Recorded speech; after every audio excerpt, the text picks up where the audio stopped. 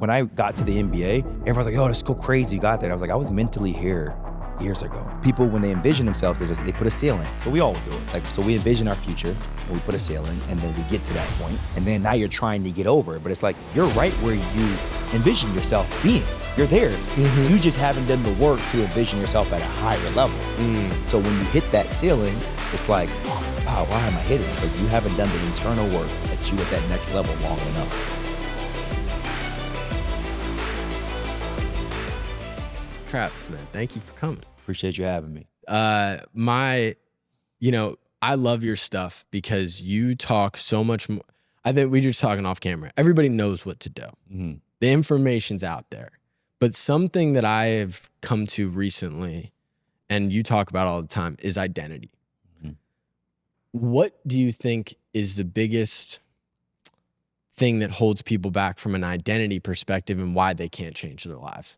It's so funny because I just spoke on this today, and it was more on like, people are trying to change the behaviors little by little, but they think it's going to just drastically change their identity.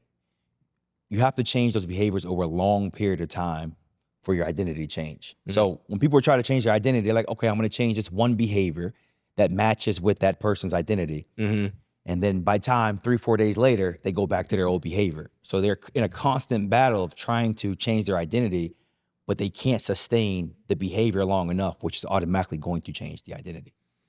So I always worry about the drastic, like I'm an all or nothing guy. You know what I mean? So I can go from, like, an example is I was eating pretty bad. And then one day I was like, all right, no sugar, no processed sugar. And then I'm also going to stop scrolling on social. And I'm also going to stop, the vices or whatever.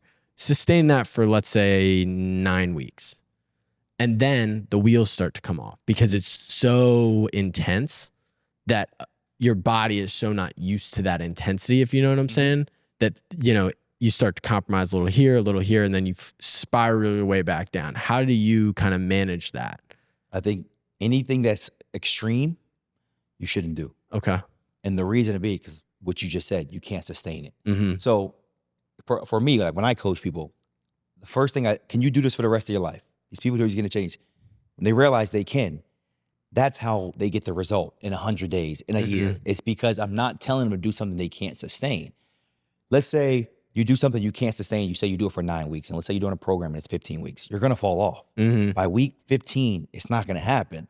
So I think, like you said, some people can turn that switch on and off, but how long can that switch be turned off? And people take so many things away from them, regardless of what it is. And it's like, how long can you do that? And not only when you go back, it's like you feel like you just dropped off a cliff. Like, how did I get back here like that quick? And it's because you did something that was so extreme that you can't sustain. What do you think the hardest part for people on like a changing their life perspective? Is it the diet or is it the working out? Like across everybody that you see, where do you think the most extreme, like where do people go the most extreme and then have to obviously unwind everything? Definitely nutrition. Yeah. Definitely nutrition. But I think people look at nutrition as the wrong way. A lot of the times they look at it as like I don't want to say a bad way, but it's like they feel like they like people feel like when it comes to nutrition, like you said, like I can't do this, I can only do this. You can't look at it that way. You can't. Like we're all humans. We're all gonna have something that we shouldn't have every now and then. But when you put it in your brain and you making yourself feel like you failed, if you go back and have some ice cream or a pizza, if you put that signal in your brain, you're never gonna succeed. And I think that's a lot of times where people go get training programs and they do certain things like that. Somebody's like, hey, look, don't eat rice, don't eat bread, don't eat ice cream. You're setting that person up for failure, not because when they eat it, they're not going to get the results. It's when they eat it, what's going to happen to them mentally, and that's where they crash.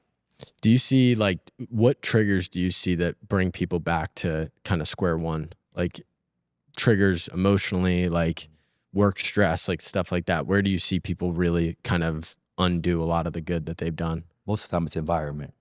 Most of the time I've had many of my clients who's like, yo, I'm losing friends. And it's crazy because it's like they'll throw little jabs at them like, oh, you're not drinking no more. Or you're not, you could drink, but it's like I'm just throwing something out. Or you're not eating this no more. You're not eating that anymore. And it's like, So as you're trying to change your identity, the people that you feel are most closest to you don't necessarily want to see you do it. But they want to see the end result and congratulate you. But as you're on that path, they don't want to see it. So that's the main thing people struggle with that I coach is the people around them. You have husbands or wives that don't support it, but they want the end result, but they don't support. Like, well, we got to do this again. You got to do that. It's like you can't have both. You got to pick a side. It's like the wife that's like, let's go get ice cream, and it's like I can't, and it's like that fight that most people don't even get past that point. They don't even say the I can't point. They just get the you want to go get ice cream. It's like yeah, of course. Like that I'll do that. But it's the how do you are you subscribed to the 80-20 rule? Like how do you look at it? Like even for yourself personally, how do you keep yourself in shape all the time? So I always speak on this.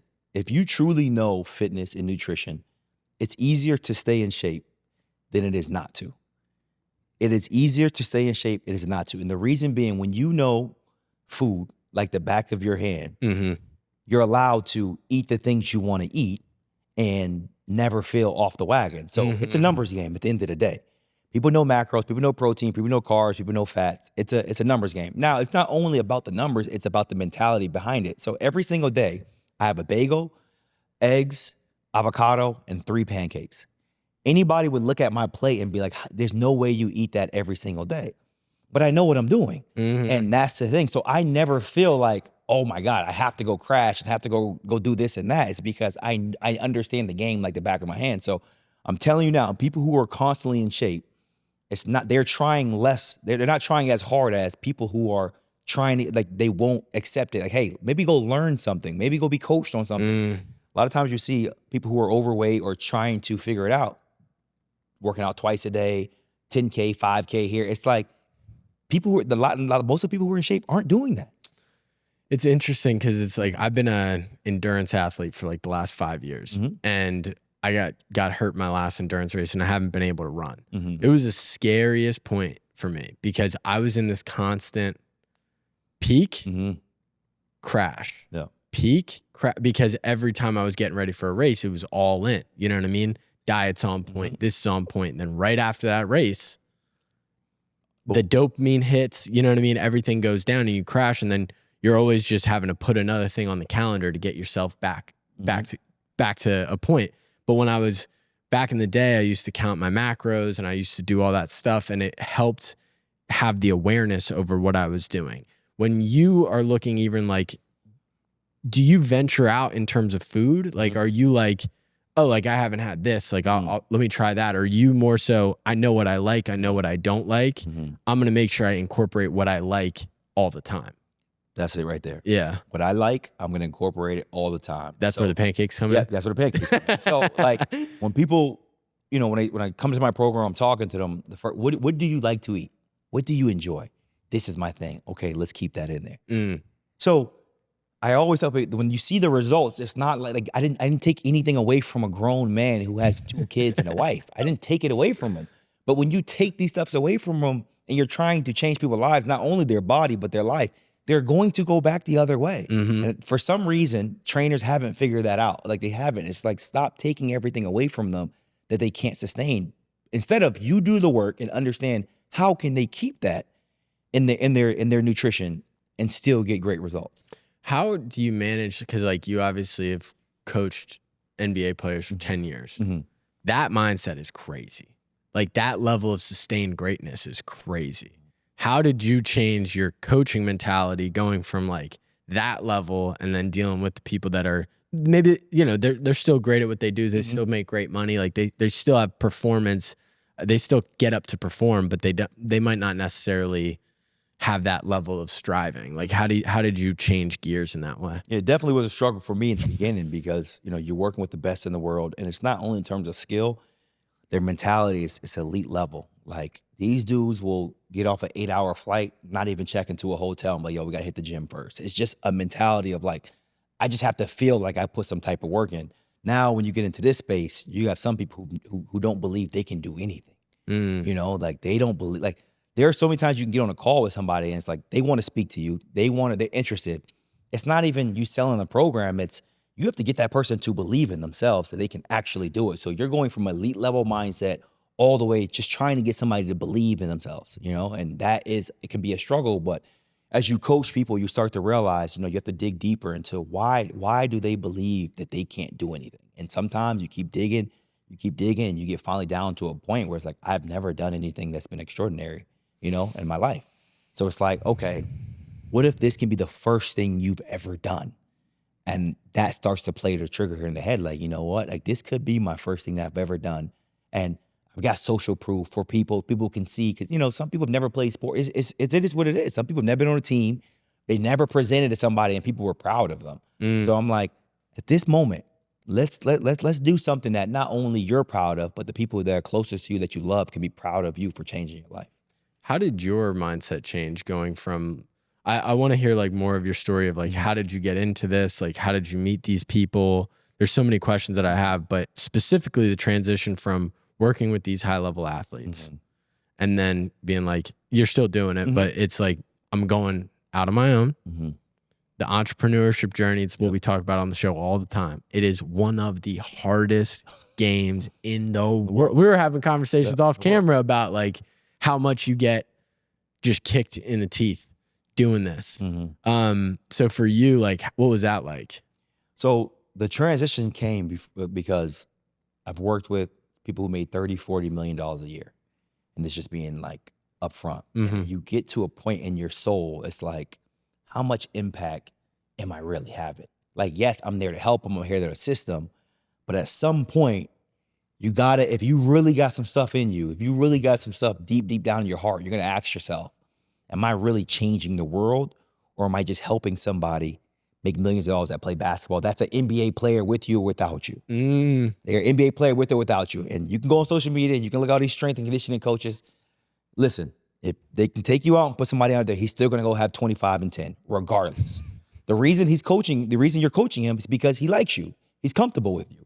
But it's not because you know something that nobody doesn't know. So when that point hit me, it's like, what can I do with my skills? What vehicle can I get in that I know that I don't have to go teach myself and I can show it to the world and change people's lives? And that's exactly the transition that I went in. It was like, listen, I start coaching people online and I just use the same mentality, same concepts that I know with people, and it would be a bigger impact on their life, on their kids' lives, on their husband's life. It's a bigger impact. And that was my mindset behind it. I just wanted more of that internal feeling of like, I'm actually changing the world, That's so interesting that like the why is what got you moving. Like the why behind like the idea of, I think that young entrepreneurs specifically, I've been one of them. You chase growth, right? You chase, if you were in sports specifically, that feeling of winning is like, it's unmatched. But in business, you can attribute winning to how did I grow 100x this year? Did I, double my business this year? The real winning is who did I impact this year? And sometimes that looks like a 5% growth or a 10% growth. But you started with this in just deep why. When was that tested? When did you get kind of kicked in the teeth and you're like, oof, that comfortability of what I was doing looks really good right now. I mean, I think it's client acquisition sometimes. It's conversations with people that, like I said, you go from a situation where people just believe in themselves. It's a natural environment. You walk into an NBA arena, NBA practice, train, like everybody, like these dudes are the best in the world at what they do. There's no, hey, you can't do this. I can do whatever I want. That's why I'm here. And then you get into the transition of coaching people that are just like, I can't do it. Or you give them a red carpet and they're like, I can't walk it. It's like, yes, you can. So it's just like, that's when sometimes, you've had that moment, like I can just go back and train the best players in the world and not have to deal with that. But I do know that internal feeling is going to creep back in. Yeah. I know what my mission is. I know what I'm supposed to be doing. And it's this. And it's just, getting people to understand that like your best version, you haven't even come close to it yet. And that's what I truly inspire for people. Where does that calling come from? Is it like spiritual? Is it religious? Like that's intense. I think, more than anything for me, I mean, I'm a religious person, but it comes from like my background. Like I come from my father did life in prison. I grew up with a single mom. Um, I went to play college, University of North Florida, and then I went overseas. And when I came back, I had no idea what I did. I worked at Home Depot in 2017. So it's like, Holy yeah, like smokes, man. this is yeah. So like I was in the lumber department in 2017. So 16, 17-ish. So it was like I've seen the lows of the lows. I've seen it. And I speak on this a lot, even in my book. Like I was married for like 3 weeks at one point. I had an annulment. So I've seen the darkest of the dark. Like being in Home Depot, going from you're this college basketball star. I'm at my local Home Depot because I live with my mom now. Travis, I thought you was in Europe. I used to wear a gray hoodie every day so people couldn't see me. Like, man. But now I'm 6'5". It's like, yo, Travis, what are you doing? So it's like I went through that, went to grad school. All right, figure that part out. And then years later, ended up getting married and then having an annulment because I'm like, yo, this is not something that I think that I'm ready for 3 weeks later. So it's like, I've seen 2 moments in my life, and we're not even talking about growing up as a kid with your dad serving life in prison. We're talking about as an adult where it's like, it was just dark. And I'm just like, yo, how do you climb up out of this? Like, it's impossible. I just let a whole family down. I had people fly in for a wedding. It's like, hey, how's marriage life going? It's like, So it's like, I face that, I face that. And it's like, everybody's not dealing with the same situations, but people are in dark, dark places. And a lot of times to get that dark place, you gotta look yourself in the mirror and be willing to change or reinvent yourself. And so you don't feel as if you're that person. What happens is people get in dark places, they never try to change themselves.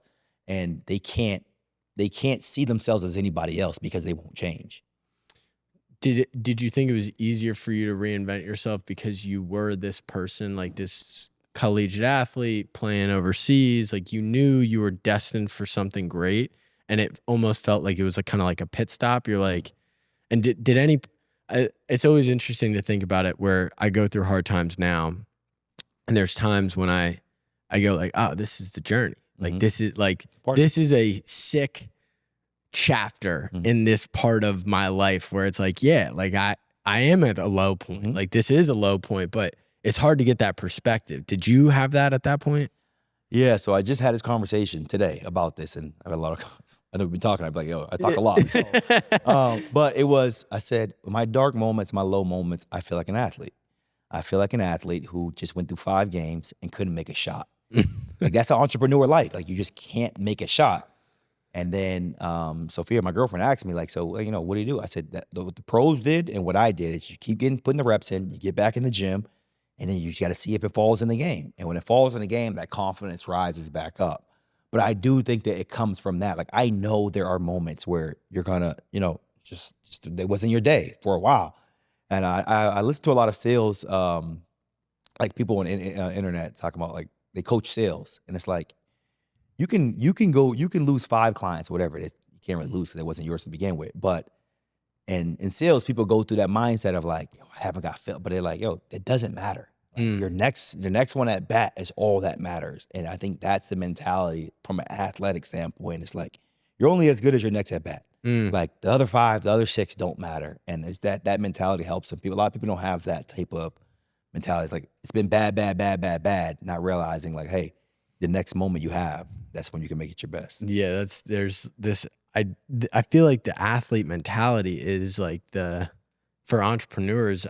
It's even when I look at like building a team. Like I want people with that athletic mentality because you learn how to lose. It's not anything that like when you lose. One time I was playing football and we, as a middle school, had lost 26 games in a row. Jeez. Yeah, it was bad. And for 5 years of my football career, I won 1 game in 5 years. It was and I started asking myself, like, is something wrong with me? Like, am I just like bad luck with every team that I get on?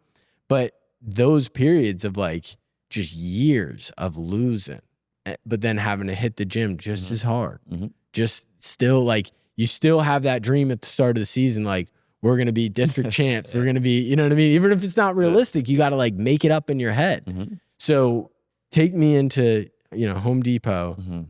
Are you talking that talk to yourself? Like, are you like, this is just a part. This is just like a part of the journey. Like I'm nowhere near where I'm going to be.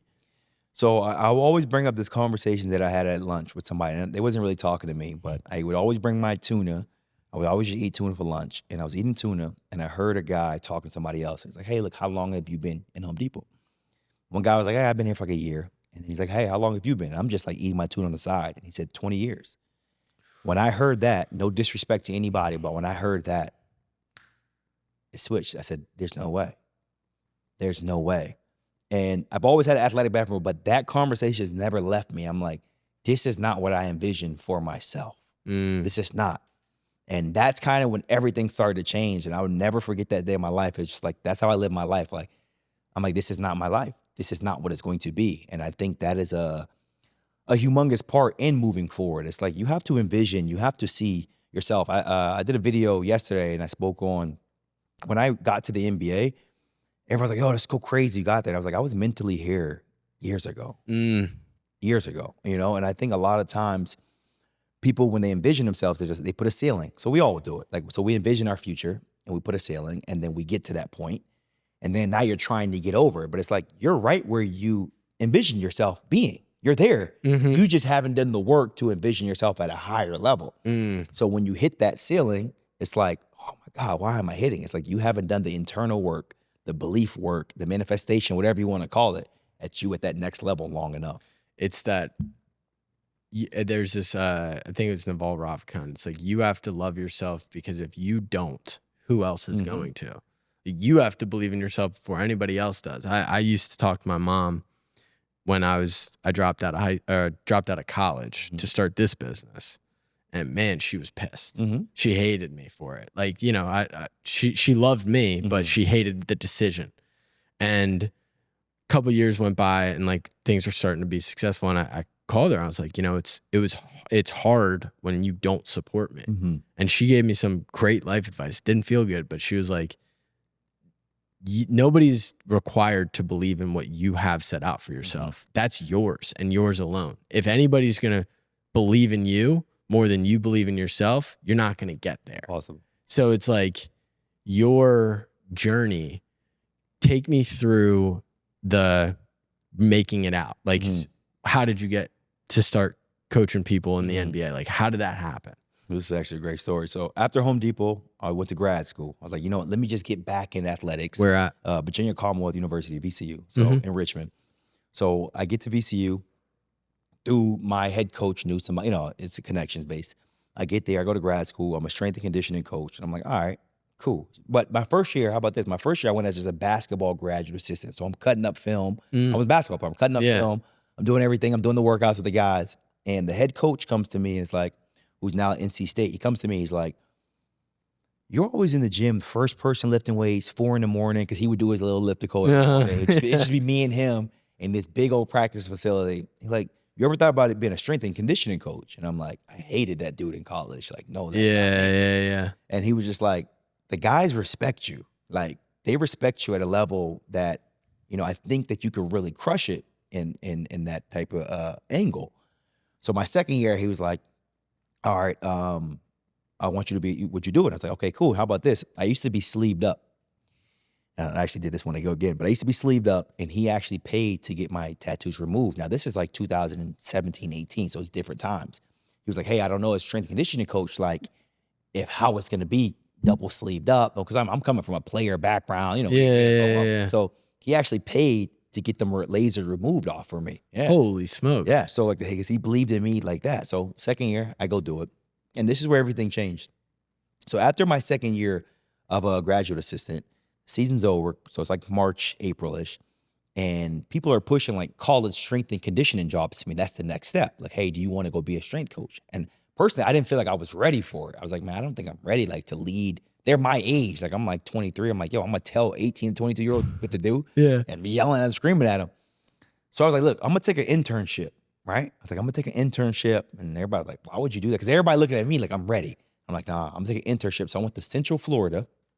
But now this is where the story gets interesting. When I went to Central Florida in the summer, that means every college job is done. The summer is college sports, like especially as a strength coach. So I told myself, I'm going to take this internship. I'm going to work with them. And it was only a 3-month internship. And I said, I'm going to the NBA. That's my only option. It's my only option. I said, I'm going to the NBA. I don't know how I'm going to get there. I'm going to the NBA. So worked at Central Florida. Every day after Central Florida, I would drive to Orlando Magic Arena. Summer League used to be, they used to do Summer League there. Yeah. I'd go there. I'd find my way in, and I'd watch the game, and I met with a strength and conditioning coach. So I worked all that. And he actually offered me a job to be the G League strength coach. But long story short, to end this long story, the guy I was working for at Central Florida got a call from a guy at Villanova, because Kyle Lowry used to go to Villanova and train every summer. It's where he played college ball at. And he had just signed like a 3-year, $100 million contract. He's like, I want somebody with me all the time. And the guy at Villanova was married with kids. He's like, this doesn't make sense. I got to move to Toronto. Called the guy that he was really close with that I was working for. He was like, hey, do you have anybody that would move to Toronto and train Kyle? I'm an intern. My first check that I've ever got paid has been from the NBA. Ever. And let me tell you why. What helped me. It had nothing to do with programming. It had nothing to do with I was the first person there. I was the last person to leave. I sweep the floor. I turned the dumbbells so the UCF Knights was always up. I fixed the snacks. I did those things. And I live by those types of things every day. Like, those are the things everybody knows. Everybody knows that. And that's where the story got interesting. That's how I got into the NBA, because it's like, this dude, he's different. And that's what happened. Dude, that is so freaking cool. Yeah. Like the mindset of being able to kind of deflect yourself from like, this is good, but I want great. Mm-hmm. This is, and you expected that of yourself. So you expected greatness in yourself. The thing that I always tell people is like, recognizing greatness is like so easy. It really is. Like, when you see other people, you're like, no, that person's great. Mm-hmm. And somebody saw that in you. Mm-hmm. And you also saw that in yourself. You knew who you were. And then that opportunity came. That's insane. Do you have any like talk to the person who's like struggling in that transition between collegiate athletics, high school athletics, and they're just trying to find what they're great at? Mm-hmm. Like, what would you say to them? I mean, obviously I speak on like envisioning and believing in yourself, but I really want to hone in on like, you have to put yourself there mentally before anything. And I think that I have a business coach now, and he's always talking about, you have to go there in the mind before the body ever goes there. And when you go there in the mind, you start acting as that person, whether you know it or not. You start behaving like we spoke on, but the identity starts to change. And my identity wasn't in terms of like being an NBA strength coach. Like, I just acted as like, I treated UCF like it was the Miami Heat. Like, that's how I treated it. And it's like, because mentally that's where I was, So like, I never forget driving my car from, I live in Atlanta, driving my car from Atlanta to Toronto, going across that border. And I'm just like, this is crazy. Like, I'm moving, because he's put the Raptors, I'm moving. And it was just like, but it was crazy, but I was like, I've been here. That's why I treated it. So it's like, I think a lot of times people want to, make a big jump or, go here, go there. And it's like, make sure you're mentally ready. You're doing the things that already, that you want to be doing. Like, regardless if you're at Kentucky Wesleyan and you want to get to University of Kentucky, you got to treat Kentucky Wesleyan like it's Kentucky. Mm-hmm. I think a lot of people struggle at that point. Well, it's not Kentucky. It's like, the universe needs you to treat it as if it is. Exactly. And it's, I think there's a problem with the transfer portal for that exact reason right now. What do you think about that? Like, this idea of like the guy Nico from Tennessee. Mm-hmm. You heard of that story? Mm-hmm. Where what's your thoughts on like how the transfer portal has changed and how NIL has changed college sports in that way? I mean, I see it from both sides. I mean, obviously I graduated in 2014, so I wish they kept it the same, because I didn't get all those benefits.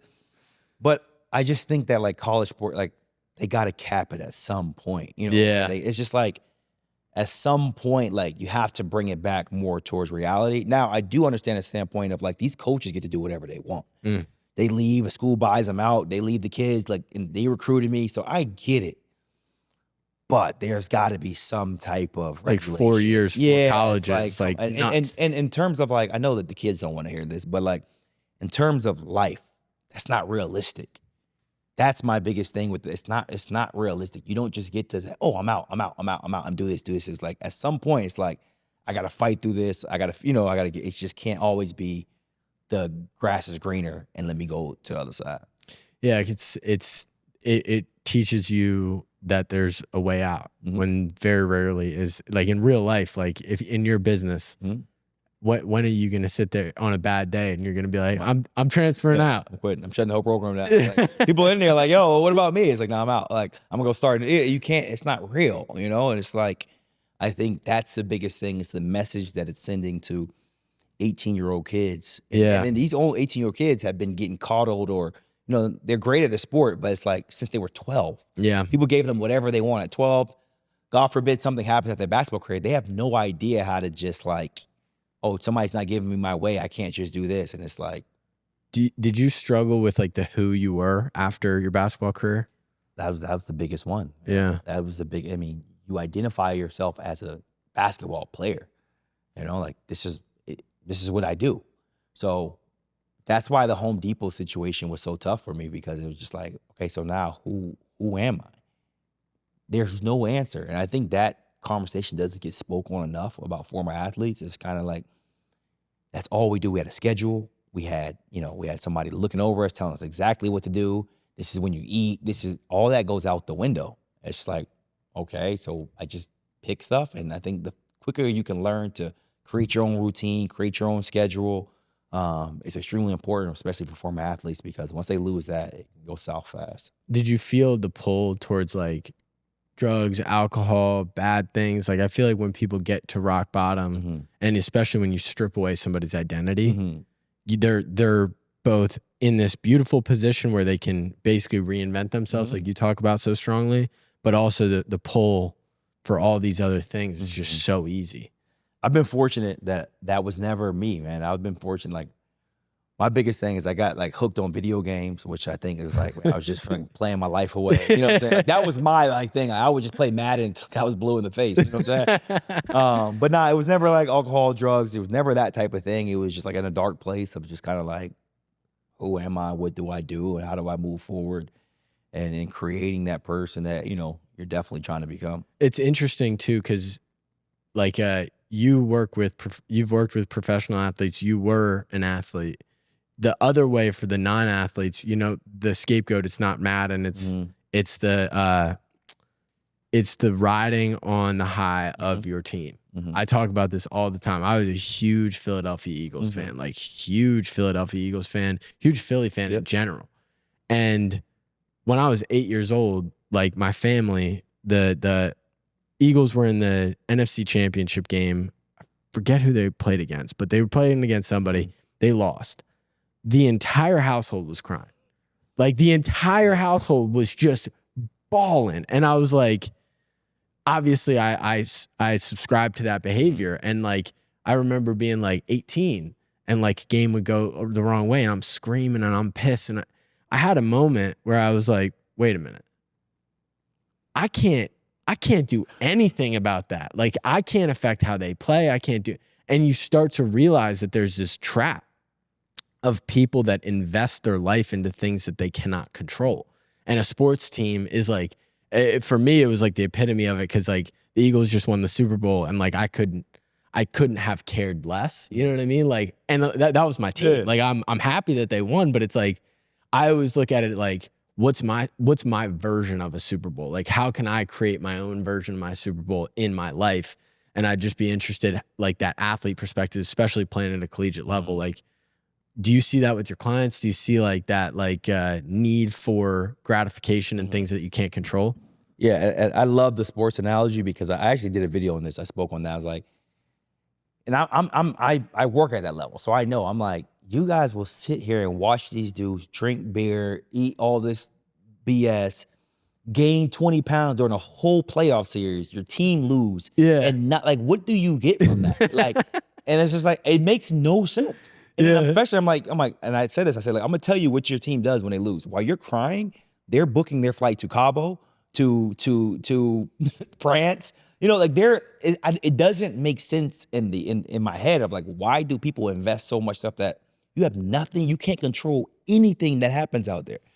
So I think that gratification of a lot of people don't have anything to like kind of push their eggs into, like, this is my basket. And that's what I want for people. It's like, let's make that your life. You know what I'm saying? Let's make like you invest in you. And I think that's why, like, when in terms of like a physical transformation, obviously a lot goes on mentally and emotionally, but it's like you can present something to yourself and to be proud about, you know, and to say, hey, look, this is my championship. This is Can't take it away from can't take it away from me. Like, you can't. I have a guy, Antoine. He's in my program right now, and he's crushing it. And I'm like, you can't take away that his kids, his wife, are seeing this dude go from 250.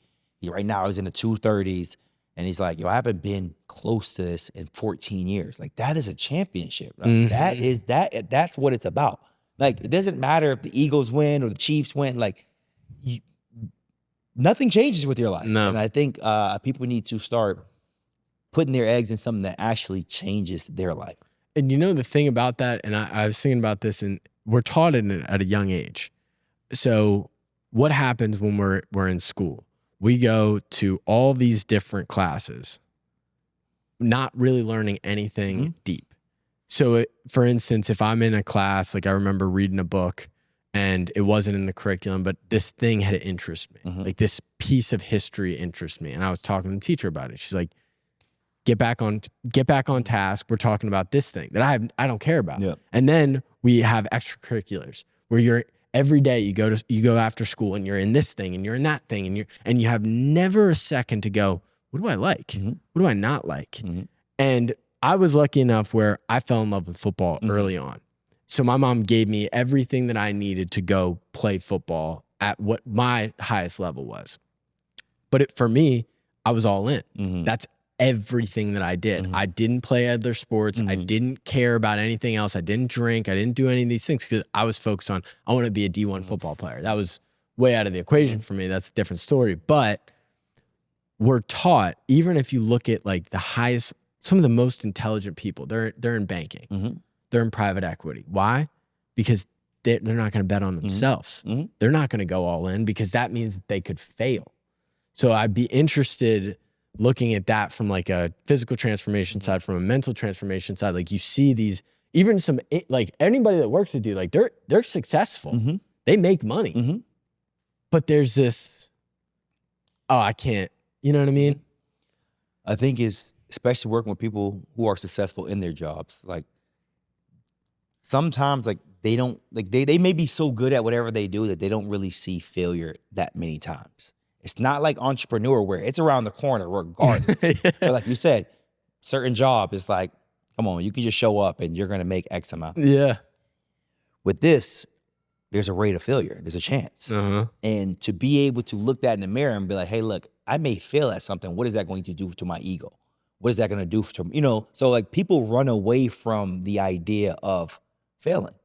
And we all know things that have the highest rate of a failing or impact, there's a high chance of failing. Yeah. There's a high chance of looking crazy. There's a high chance of wasting money, or, you know, I don't want to say waste because you're always learning something, but there's a high chance of that. To build a business, you are going to spend money on things that you're like, why did I just spend money on that? That was useless. It's going to happen. Yeah. Or you can go get a 9-to-5 if that's what you want to do, and you won't have to worry about that. And I think that is the mindset of people are so scared to fail or look crazy in front of people and things like that. It's like, well, that ceiling just gets lower and lower and lower because the more you do something great, the higher chance you can fail. Yeah.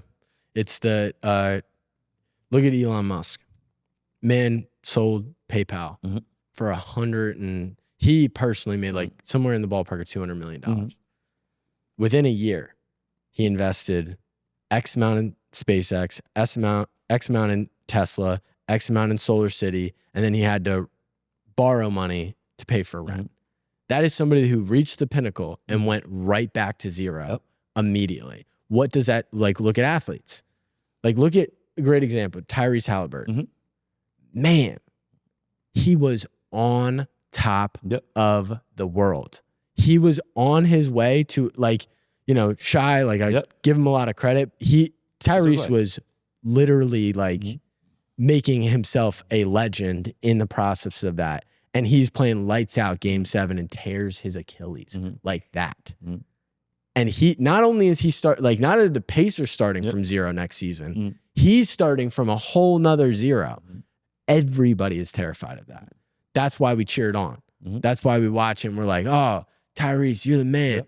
But like, is anybody thinking of what he has to do right now, sitting there just with his foot elevated and just thinking, oh my gosh, I got to start all over again. It's crazy, man. And you got to think about it. Like, he already had a calf strain going into the game.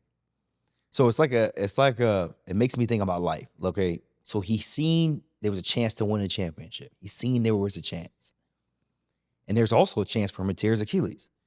Most people won't play that game. Not realizing like there is a chance to win. Yes, there is a chance that can happen. But like, that's what I like. If there's a chance to win and I want it, I'm going to go for the chance because I don't want to live with a life. Imagine he never gets back in the finals ever again. And he would have to live with, I didn't play because I was worried. He even tweeted, I would do it again. I would play again, knowing that's going to happen because you have to shoot for something that you truly want. You know why people won't do that? Because in life, it's not a finals trophy. You can't see the trophy. That's the problem. Because you make a bet and you can't see what the reward's going to be. You just know you could fail. And we're so good at visualizing what failure is going to look like and feel like. And you'll just put yourself there. But when especially in business, man, it's like, what does success look like? You get to live to fight another day. That's our game 7. You know what I mean? Like, we get to show up the next day and take on the next dragon. And it's like, that's why people don't want to take that leap. Can't see it. You can't see it. I mean, I'm a big Alex. I watch Alex Hormozy. I listen to him all the time. And he's like the king of that. He's like, I retired. I was like, yo, this sucks. Like, he doesn't have to do that. But it's like he wants to get back in the game. He wants to keep fighting. And it's like, what are you fighting for? And it's like, yeah, you're right. You can't see it. But what's funny you say that. So Billy Donovan came out with a quote after they won 2 years at Florida, when he won the back-to-back national championship. He said, that was the most depressed I've ever been after I won back-to-back. And it's funny is because you know what it is. That's the pinnacle. That, okay, I did it. In business, there's really no pinnacle. So like those who keep fighting, just keep fighting. So I don't care if you win a national championship, NBA championship. I know people who won NBA championships. Like, that moment was great, but it's like, okay, now what? And that's the thing that business has. It's like, we can't see, you go get the nicest house in the world you want to. You're still going to sit back and be like, all right, now what? You know, it's funny. I don't think like this is an original. This is something I heard from Chris Williamson and maybe Naval as well. But if I could give you a drug right now to make you in bliss, would you take it? It's like, maybe. Like, I would like to be in bliss all the time. And I'd enjoy that for like a little bit of time. And most people, the happiest they are is when they're doing nothing. It's like you almost take a second from the war. You're like, oh, all right, I'm battling a lot. Like when you're nothing, you're feeling this. And there's this question of like, well, then why do I go back? And it's because people inherently want surprise. Why do people self-sabotage? Because people inherently want surprise. So when you reach a certain pinnacle, like I think of like a John Jones, like the situations that he's just gone through. It's like that man used to party his ass off 7 days before a fight. Why? Because he knew what the pinnacle looked like. I already know and he already knew like, I'm better than everybody here, so I got to make it interesting on myself. And so like with what you deal with, how much of people's own journey is just their self-sabotage? Like 100%. Yeah. 100%. They don't.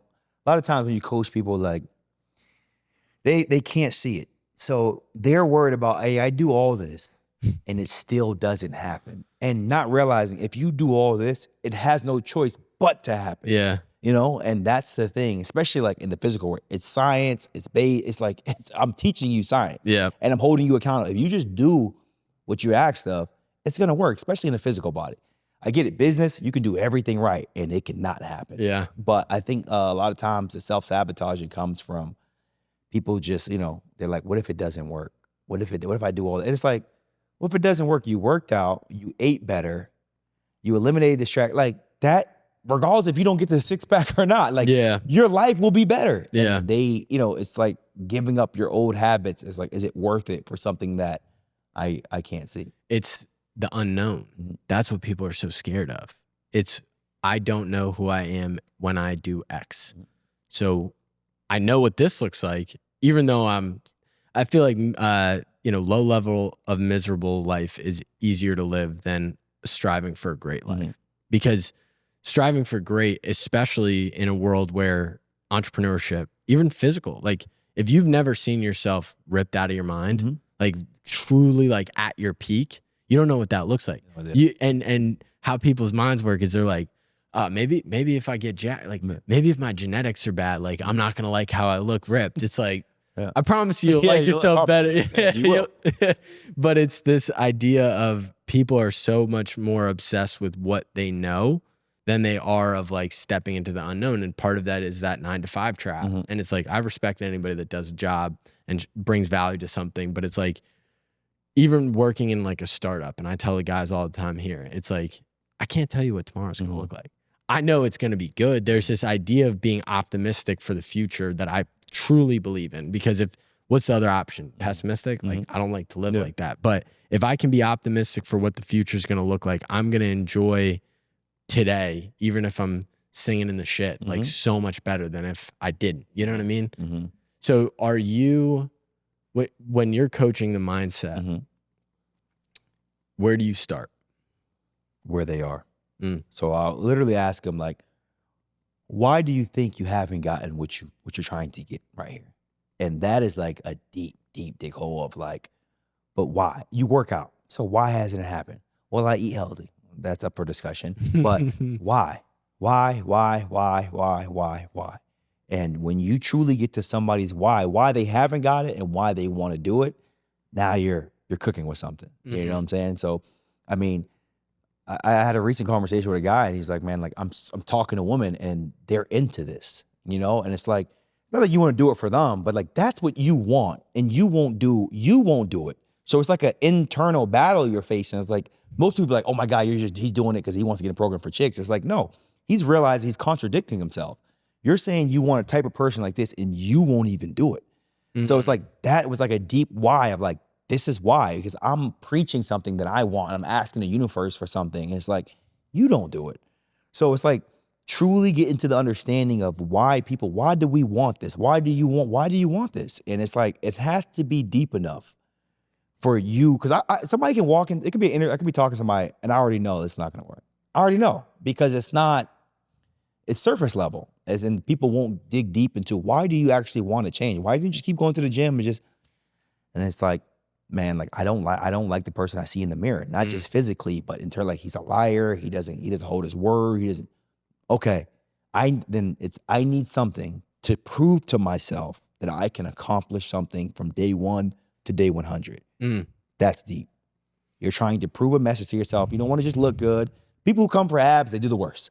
Yeah. They do the worst. I promise you every day. People come for abs, girls who come for glutes, they do the worst, because it's like, okay, what if I don't get it? Then what? Okay, I spent some money. But the person who's like, I have to do this, because if I don't do this, I lied to myself again. And those are the people in 100 days. Bow. Yeah. Dude, that's so powerful. Dude, thank you so much for coming on the show. Obviously, if you've heard any of this podcast and you want to get jacked and you want to change your life and you want to reinvent yourself, you're the man to go to. How can they reach out to you? Instagram, the Travis Wallace, www.theformula.com, formulafactory.com, just switched it. And those are the two ways you can get in contact with me. But more Instagram would be a lot easier. We can start DMing and start talking and getting people situated. Love it, man. Thank you so much for coming. Thanks for having me. Yeah.